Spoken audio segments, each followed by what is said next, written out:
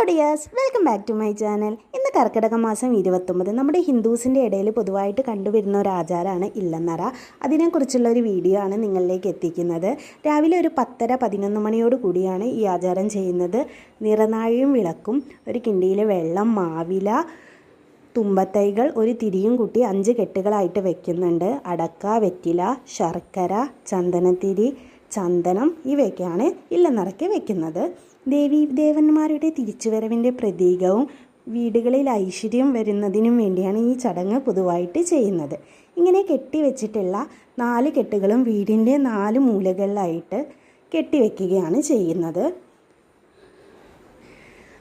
ഇല്ലന്നറയ്ക്ക് വെച്ച ചന്ദനം വീടിൻ്റെ വാതിലിനും വാതിൽക്കട്ടളക്കും ഒക്കെ തൊട്ട് കൊടുക്കുകയും ചെയ്യുന്നു. ഇതിന് വെച്ചിട്ടുള്ള ശർക്കര, അവിലും തേങ്ങയും ഉപയോഗിച്ച് പ്രസാദവുമാക്കി ഉപയോഗിക്കുന്നു. നിങ്ങൾക്ക് ഈ ആചാരത്തെക്കുറിച്ച് കൂടുതൽ അറിവുണ്ടെങ്കിൽ ഒന്ന്